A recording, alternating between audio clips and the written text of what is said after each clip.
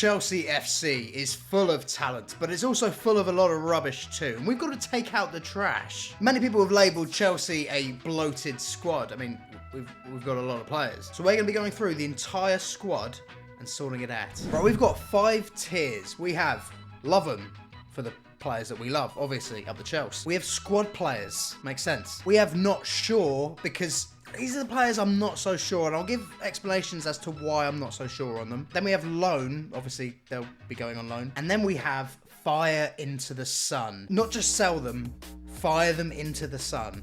On a ping pong bat, we're just going to keep pinging them into the sun. Before we get into doing that, make sure to hit like if you're proper Chelsea, and make sure to hit subscribe if you want to stay around for the best Chelsea opinions. Right, we're starting off with Romelu Lukaku. Where's he going? He's going right into the sun. He could just keep pinging him. Let's keep pinging him into the sun. That man, in an ideal world, I'd be sending him to Neptune. No, actually, he'd be going to Uranus. That's exactly where Romelu Lukaku would be going in an ideal world. He wouldn't just be fired into the sun. He'd be fired into orbit, hurling towards Uranus. Particularly a really horrible one. Then we have Datro Fofana. Now, if I'm honest, he had a decent loan at Burnley, but not good enough that you'd say you want him in the Chelsea squad. I know we're lacking perhaps goals, and that's something he definitely delivered actually a fair bit in his minimal time at Burnley in the second half of the season, but I would have him in loan. Maybe open to a sell if we got a good offer. Probably a loan. Next up, we have new signing, Mark Gui. Where are you going? Do you know what, mate? Maybe a lot. Does he? The thing is, he looked all right in pre-season. I quite like the look of Gui, and we are actually really lacking in terms of forward options. It remains to be seen what we do throughout the rest of the window. I think that will depend on some of our sales. But with obviously just Broja and Jackson as out-and-out strikers, and I believe Jackson will be the only one there, Broja will be going, it seems silly to sell Gui, but are we bringing in a striker? And for that reason, I'm kind of like, maybe loan you. Maybe not sure, but I've also kind of liked you.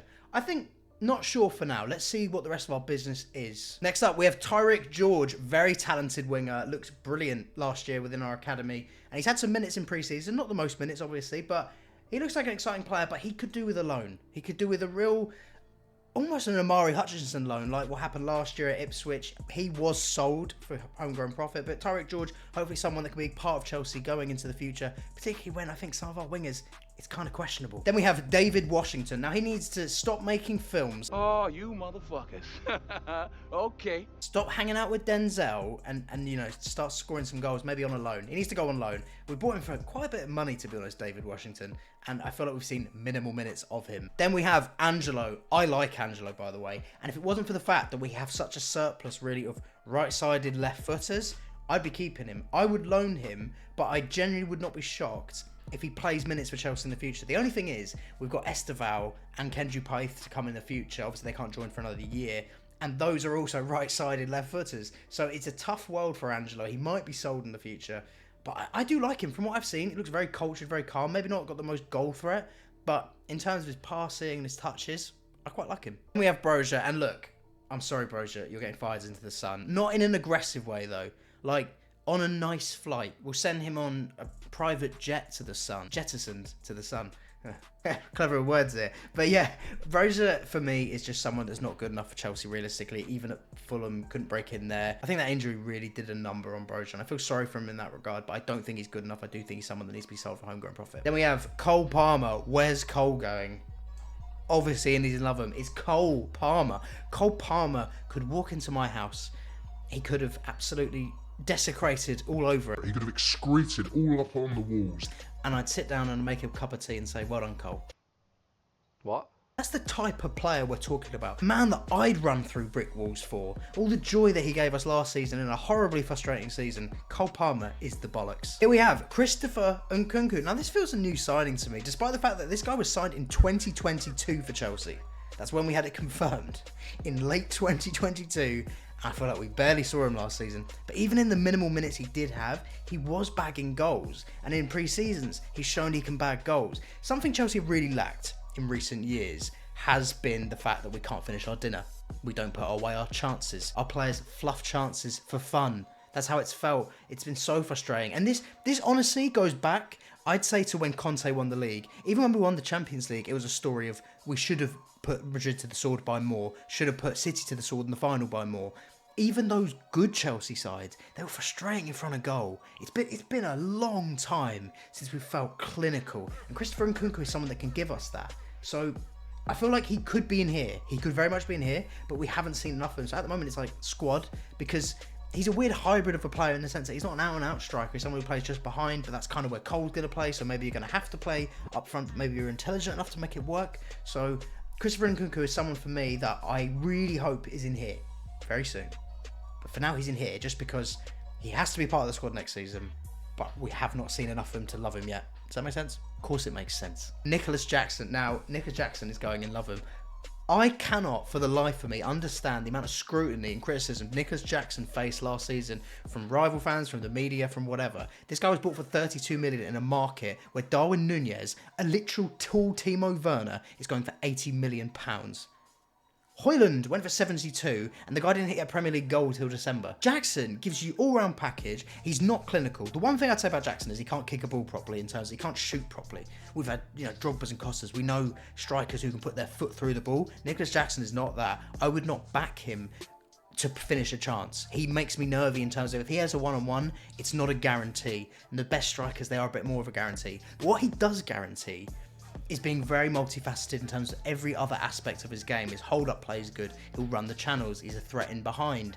His link-up play is nice. He offers a little flicks. There's a bit of shithousery about Jackson as well. But something I'd like to see more is being more clinical. Now, a lot of people, or you see fans or media say that's something that will come with confidence. I don't believe that to be the case, if I'm honest. I think sometimes some strikers aren't built like that. We saw it with Werner ourselves. We thought when he gets going, he's going to... It doesn't happen. Nunez, very similar.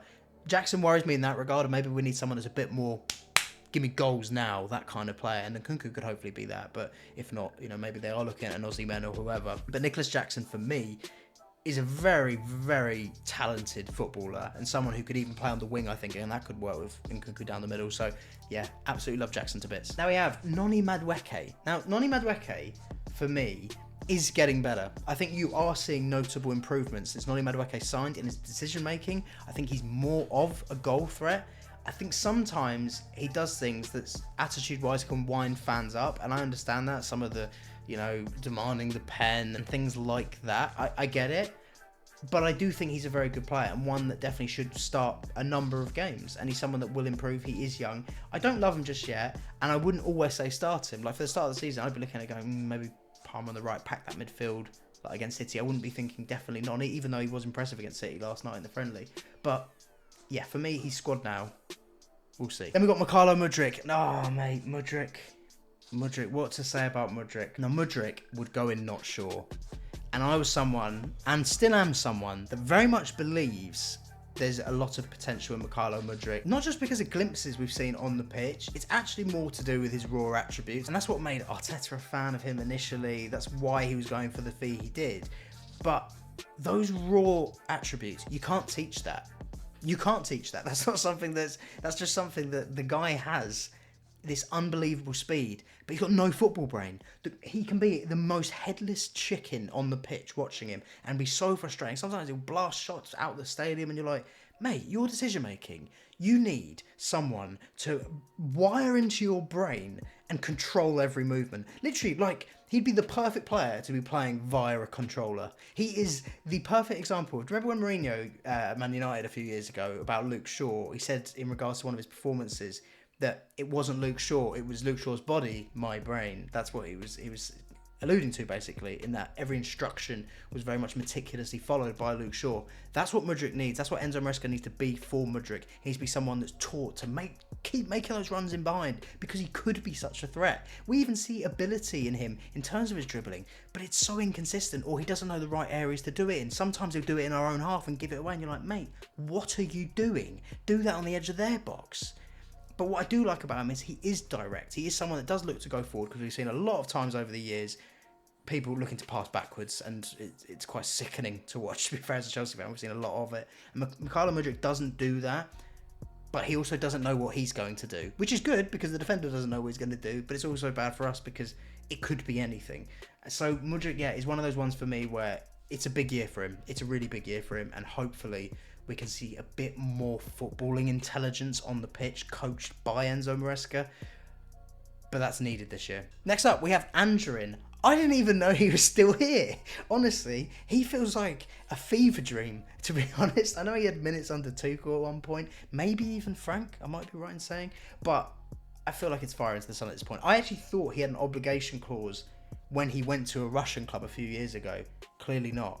I know he had injury issues, but yeah, that's a sell, I think, isn't it? Now we have Raheem Sterling. Now, Raheem Sterling is somewhere between here and here for me. I get so frustrated at Sterling.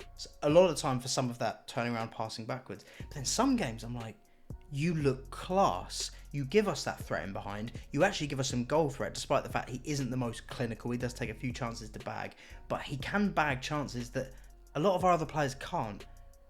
I'm not sure on him, but I want him in the squad. The not sure is, I need to clarify, to be fair. Gui, for example, I'm not sure because I don't know if he needs a loan or be in the squad. Mudryk and Sterling are two people that I would keep in the squad. I know we've all had our frustrations with Sterling in recent years, that Leicester game really being one of them, and Enzo Maresca would have seen that up close.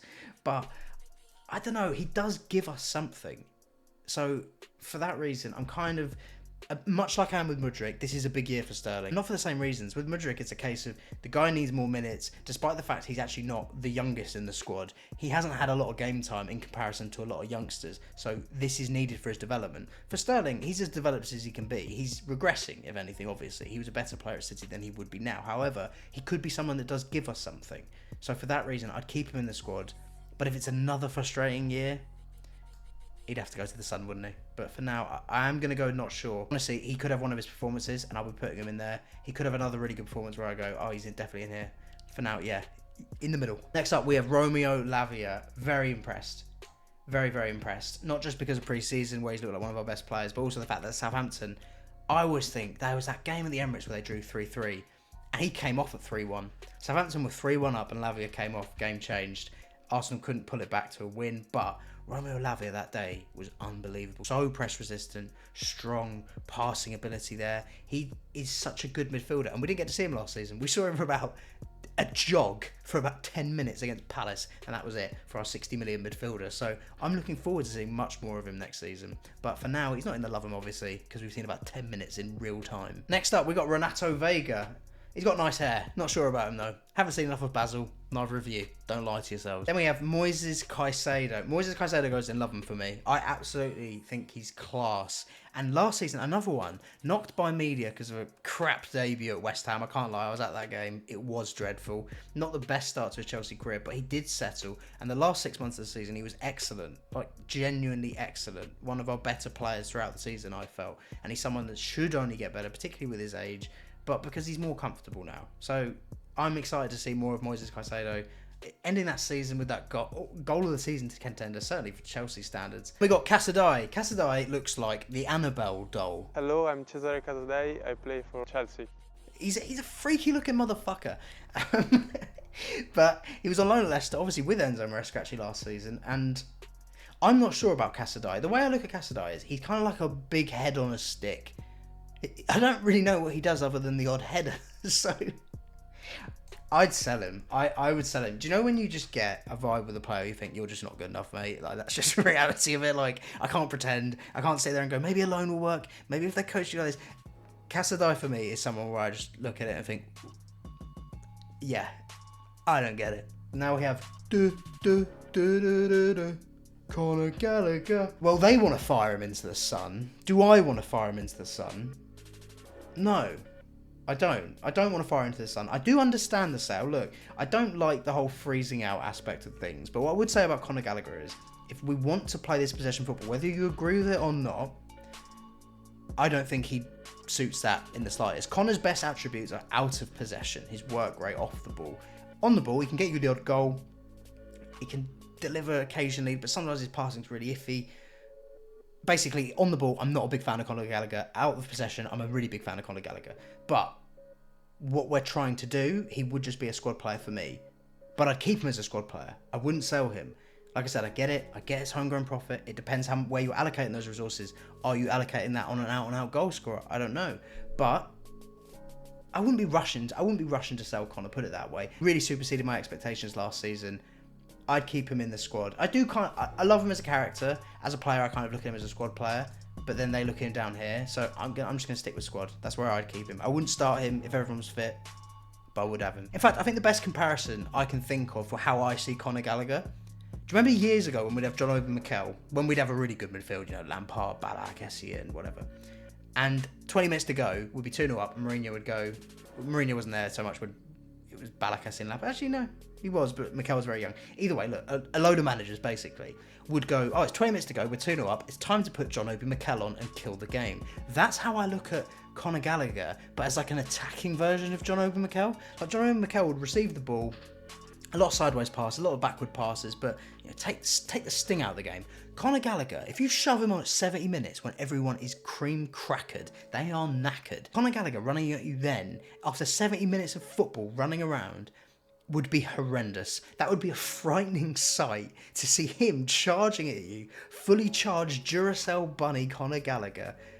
And I think that's a good way of seeing out a game. So that's how I think he should be used if Chelsea to be a serious threat, is that Conor Gallagher would be an excellent squad player. Next up, we got Leslie Ugochukwu, Big Les. Now, Big Les, we've got a lot of midfielders. We've got a lot of midfielders, and he was injured for a lot of last season. So I kind of feel like you may be squad, but I wouldn't mind a loan. But the fact that Andrey Santos has gone on loan to Strasbourg makes me think in the squad. We got Conference League. We got a lot more football this season than we did last, so I do think that comes into play, and I think he's handy to have. I liked what I saw of him. We just didn't see a lot of him. Next up, Carney Chukwuemeka. Now it seems like Enzo Maresca's kind of not sure on him. He's not giving me a lot of minutes at the moment, but I think he's a really good person who can link attack and midfield very well. I like how calm he is on the ball, his dribbling stance. I think the fact that he's got the build he has is someone that could really grow into that and be a bit of a physical threat, and we've really lacked physicality in recent years, I think, and even in this squad, there's not a lot of big fuckers, is there? We need some more Big fuckers. but Carney Chukwuemeka has that. I know he's had his injury issues, but I'd certainly have him in the squad. Like I said, we do have Europe this season. He is going to be handy in that regard, and I'd quite like to see him have a lot of minutes, because I like what I see. I just don't feel like we've seen enough. And Enzo as gaffer, and we got an Enzo in midfield. I love Enzo. I really do. I know last season, especially post-Hernia and everything, we didn't see the number of performances that we would have liked, particularly for a player for £100 million. But I can't lie to myself. That first 6 months of Enzo Fernandez, when we stank that season, you know, under Potter and then we had Frank, he was still mustard. You still see how mustard he can be. His passing ability is a joke. I really hope Enzo Maresca can get the best out of Enzo Fernandez, because I think the best is not just yet to come. We've already seen some of it, and he's class. And people forget, people got goldfish brains. The amount of times I see him getting clowned as a player when I think he is ridiculous. We just aren't using him properly. This is a player that genuinely could play for Real Madrid, could play for whoever. I promise you that. I genuinely think he's that good. And people will see that. And I'm hoping Enzo Maresca will be the guy to really bring that out of him, because we've seen enough to know that. I don't know why people are working with amnesia with him. I really don't. I really don't get it. He does need to stop his chanting though, obviously. Caleb Wiley, my buddy from America. This guy's going to be a superstar. I mean, fuck knows what this dude's like. This is a shirt sales buy and a half, isn't it? We've lost Pulisic. Let's pump up our numbers in the US. I don't know. Maybe he'll be alright. He needs a loan. We have Alfie Gilchrist, proper Chelsea. Buzz cut and all. I saw him score a goal at Stamford Bridge. I don't know if I'll ever see that again, if I'm honest, from Alfie Gilchrist. From what I've seen of it, I love his passion, whatever. I don't think that guy will play for Chelsea properly in the future. Put it that way. That would be my guess. I hope I'm wrong. Go on loan, Alfie. Prove me wrong, please. Humphreys had a decent loan last season, but I'd say another loan's needed. Makes sense. Josh Achimpong. He actually had his debut last season. He played pretty well. He looked like a decent player, but from what we've got in our squad, I'd say a loan's necessary. It's good for his development. You're going in the loan army. Big Wes Fofana. We need to see what he's like back from injury. I know he's looked rusty in pre-season, but stop jumping at players, all right? The guy's not played football in like a year properly. Let's let him ease in, because prior to his injury, even in that season, the Potter season, where he did have injuries as well. This is something that happened at Leicester as well, so it is a concern. I get that that's a concern. It was a lot of money we paid too. But from what we've seen, I actually like Fofana. He had a shocker at Man United away, but other than that, I actually think he's a very good defender. Whether he'll still be that good after another knee injury remains to be seen. I'm a bit worried in that regard, so I'm kind of like, oh, I'm not sure. But at the same time, I really liked him when we had him, so he's going in squad, but he would start for me. Does that make sense? I really need him to kick on. I need him to get back to the Wesley Fofana he was, because that guy would go in love him. That guy is a top player. At Leicester, he was ridiculous. A bit like Fofana, I want to see more of Colwill.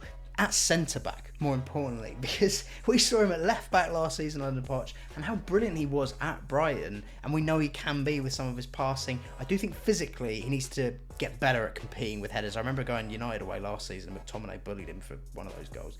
But there was a number of times where I felt he needs to impose himself a bit more. I do like that he's got a bit of a hot head. We saw recently him squaring up to... what's his name, James McLean, and we also saw last season at Spurs away, he kind of kicked off. Poch took him off at half time because he might have lost his head, which was a smart tactical decision, I thought. But Colwill is someone I am a fan of. Do I love him yet? Not yet. Not yet. He's someone that I feel like I'm going to love, but I want to see him in his actual position. Can I see him at left-sided centre-back, please, for the foreseeable? I have Malo Gusto. Malo, you are going in love him. What a bit of business. Arguably, pound for pound, Clearlake's best bit of business. I'd say Palmer. Palmer at 40 million is better than Gusto at 30, 35, but I still think that was an incredible deal. We have, in my opinion, especially when fit, the two best right-backs in the league. Okay? You'd like a bit more balance to it. However, Malo Gusto is one of those players where we know how good Reece James is, so there's a frustration there. When Reece James is fit, how can you leave out Malo Gusto because he's that good? Malo Gusto is someone that's so well-rounded as a fullback, and I was so impressed with him last season, and he's incredibly young as well. Yeah, he's going in and love him to bits. You heard me waxing lyrical about him there, but yeah, it's Reece James is obviously in Loveham, and actually I'm trying to move him to the top of Loveham. I'll explain why. He is still Chelsea's best player for me. From everything I've seen of Reece, obviously we know he's had these injuries now and he's finally had the surgery, so that needs to be put in the past now, Reece. We cannot be doing another year of barely seeing the bloke. This is a big year for him in that regard. It's a year that he needs to prove that he can stay fit and he can be a valuable member of this team, not just as a captain, but as a captain on the pitch. And that's a role he's going to have to grow into. He doesn't seem like the most vocal guy, but he can lead by example in terms of performance, because Reece James has shown performances, in my opinion, that would put him to the top of the tree in Chelsea's squad. He's that good. He's one of those players that walks into any team in the world, no questions asked for me. You know, I know people might want to say, oh, Trent can play a Hollywood pass. Yeah, can he defend though? Reece can do all of that and defend. The crosses, the goals, the amount of threat he gives you, the amount of threat he nullifies. He is a superb player. And I'd be a bit worried if he is to invert or play in this kind of right-sided centre-back. I hope that Enzo Maresca looks more at that left, because that's something Cucurella flourished in at the back end of last season, and Reece can still bomb on. Obviously, we have to be aware of his injuries, but they need to go at some point, and we need to see Reece James excelling like the player we know he is. Next up, Ben Chilwell. It's really sad. I'd sell Chile. I'd sell Chile.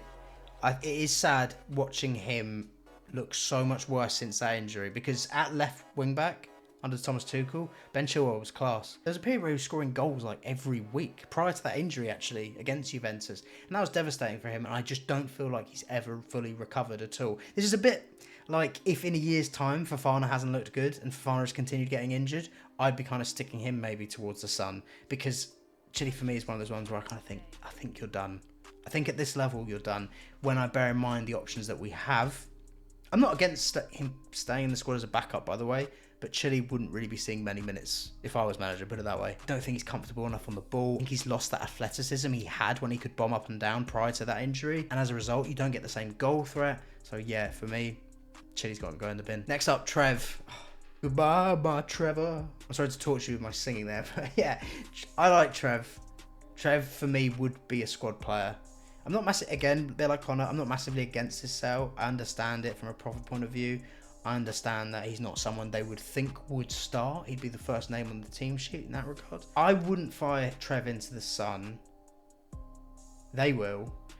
I'd keep Trev. I'd keep Trev just as an option, just to have. Benoit Badiashile, not sure. Not sure. He had a few good games under Potter, but last season he was putting the bad into Badiashile. He was incredibly error prone. I was panicking a lot of the time with him on the ball, which didn't feel like something I would say when I first saw him in his few months at Chelsea. But for me, I need to see this season that he kicks on. And he could do, because Cucurella was dog shit for the first year at Chelsea, and he really kicked on. But Benoit Badiashile at the moment, for me, jury's out. But you know what? I'd probably move Chalobah to jury's out. I'm more sold on Connor than I am on Trev. I like Trev, and he ended the season really well, but you know, we saw a few years of him where not so sure. We have this dude, Beach. On loan you go, mate. Off to the beach you go. Axel Disasi. Now, Disasi's another one where I'm not completely sold, but I do like him as a squad player. I like his attitude. There's a bit of like Rudiger aggression about Disasi. I remember the City game, he was brilliant. He does have his bozo moments. I can't lie. He has, moments where I'm panicking as well on the ball. But I feel more comfortable than I have done with Badiashile, particularly last season. He seems like a real character within the squad. He seems like a pretty jokes guy from what I've seen in some of the interviews, especially how some of the squad seem to look at him. And I think that's a good presence to have within your squad. A well-liked member of it and one with a good attitude. Like, whenever you see him speak, he's always spoken very well. And like I said, you see some of that shithousery on the pitch, a bit of, celebrating tackles, that sort of thing. So I do like Disasi. Cucucucurea, se bebe una estrella. I'm not doing that fruity song, but he drinks paella. Drinks paella? What am I fucking on about? I've been drinking too many Estrellas. He drinks Estrellas. He eats paellas. His hair's fucking massive. Do you know what? He's in love with him. I cannot, but if you told me a year ago that I would be putting Marc Cucurella in the love him category, I told you, you've been drinking too many Estrellas. I cannot believe I'm saying that, but I really enjoyed him last season. I thought he was really decent, even at right back for a period, if you remember, like the Fulham game. But in general, I just thought he looked so much more secure. And then when he started coming into midfield, inverting, and doing a really good job there, and he's got this shithousery about him, wind-up merchant at the Euros. I thought he was brilliant as well. I cannot believe it, but yeah, Marc Cucurella is in love him for me. Petri Dish. Do you know what? For me, I'm going to do these two together. Petrovic and Sanchez, for me, are both backup keepers. They are both backup keepers completely. One is a bit more of a traditional goalkeeper, who I still don't trust. Like, the guy let in over 6 XG, what he was supposed to let in last season. Petrovic didn't have this amazing season that some people want to frame, but he maybe makes you feel more secure than Robert Sanchez, who has these complete lapses of concentration and leaves you panicking at the back, doing stupid things. Petrovic does less of that, but I still don't think he's a good goalkeeper, put it that way. Like, the fact that they're keeping Sanchez because he's better on the ball, which, I don't know, I think they just paid a bit more. I'd happily sell either of them. I'd probably sell Sanchez ahead of him, but maybe I'd keep Petri Dish as the backup keeper. Bergstrom, loan you go, my friend. Jorgensen, the new boy, the new goalkeeper. Are you going to give me more than Sanchez and Petrovic? I'd like to think so. You're certainly going to give me more than Kepa, because you cannot get worse than that. But again, your squad, but I don't know. I'm not sure. Maybe you should be not sure. Haven't seen enough of you. So, but at the moment, you have to be in the squad, because I don't really rate any of our keepers. So hopefully I rate you, mate. Bettinelli, you're carving out a good career for yourself, son. You've done well. You've become like Hilario. You've got a bit of a Hilario career here, where I'm not sure, because I feel like I've barely ever seen Bettinelli. I feel like maybe it was one game off the top of my head. Other than that, I've barely seen the bloke. He just sort of chills there. He doesn't play any games. Fuck it, just leave him. Then we have Kepa Arrizabalaga. Into the sun you go. You know what? I would maybe put you ahead of Big Rom, but for the fact that you did save those pens in the Super Cup. Rom did score in Club World Cup, but Rom was more insulting towards our fans. But Kepa, you were an insult to my eyes. The amount of screamers he did in his popped on wrist, chocolate hands. I could not stand the bloke. Honestly, I cannot believe, other than Edouard Mendy, for a year, we haven't watched a good keeper in 6 years. Bar that year. Bar a year of Mendy being incredible. Since, 2018, we've watched shit. And he is a big part of that. We have Robert Sanchez, who... I would keep Petri Dish over Robert Sanchez as a backup. Neither of them would ever start for me. If it was like Robert Sanchez is going to start for us still, I bloody hope not. Jorgensen, get your gloves on, mate, all right? Because this guy is so complacent and makes me panic in that regard. He is still better than him. He is still better than Kepa, but that is not the barrier for entry when it comes to being a goalkeeper at Chelsea Football Club, all right? I've seen Petr Cech, I've seen Thibaut Courtois, I've seen Carlo Cudicini. Just being better than him, half these players could be better than him in goal. Robert Sanchez, for me, just gives me the jitters. I worry what he's going to do next, and I can't have that in goal. I want calmness brought to the team. I don't want volatility and circus, and we feel too much of a circus, and he feels like a clown at the circus. Kelly Mann, 20 million on Kelly Mann. Look, I would say here, in terms of a deal, it's a lot of money for a bloke that I have not seen a minute of him. My mate, who's a Villa fan, has barely seen a minute of him. So 20 million is nuts. Like, what? It's weird cooking of the books, I feel. But yeah, he's got to go on loan. Like, I just don't see him getting minutes, even though the fact that we don't have a lot of Europe, like, he surely is going on loan here. Tosin Adarabioyo, I quite liked him at Fulham. Very calm on the ball. Not 100% sold on him as like a starter. I know he's been playing a fair bit under Enzo Maresca, had a shocker last night against City, but from what I've heard from Fulham fans, it does tend to be something he does have in his game. He does have those shockers, and I want calmness, like I said. Robert Sanchez worries me in that regard. Jury's out on Tosin to a degree, so maybe in the not sure, but he will be part of the squad. Oh, mate, No, I can't have him ahead of like Trev and Badiashile. Like, let's see. Kiernan Dewsbury Hall. Kiernan, your nan. I didn't realise it was Kiernan till like the other day. I don't know why. I always just assumed it was Kieran. But yeah, he is a decent player. He looks so sophisticated on the ball. That wand of a left foot. We do like a lefty here. Chelsea clearly like a lefty here. Obviously, we got Esteval and Kendry Praise coming in. We got a lot of lefties at Chelsea Football Club. But he is another one that I feel does add a different dynamic to our midfield. Obviously, he has an understanding with Enzo Maresca in terms of working with him in the past, so he knows what the demands are. However, he is someone that's impressed me even prior to that. Even the fact that Leicester went down a year when he was, starting a lot of games, he was still one of their standouts. And I like a player who could hit a ball. He could give us more goal threat than people were assuming, I think. We have Goo. Yeah, he's already in here. He's already in here. So he's going in here as one of the twins. Twins? The fucking twins. So what have we got? We've got 6 in love. 6 in love. I can't even count, guys. I can't even do maths. But yeah, we have 7 in here. We got Reece James, Cole Palmer, Nicholas Jackson, Moises Caicedo, Enzo Fernandez, Malagusto, Mark Cucurella in the love 'em category. I cannot believe what I'm saying, but I am saying it. I love the bloke. I want to eat paella and drink Estrella's with Mark Cucurella. I really do. I think that's fair. I wouldn't really change a lot. There's quite a few here where there's potential for love him. Connor, I do kind of love him, but at the same time, he does have moments where he really winds me up as well, so it's a bit of a weird one.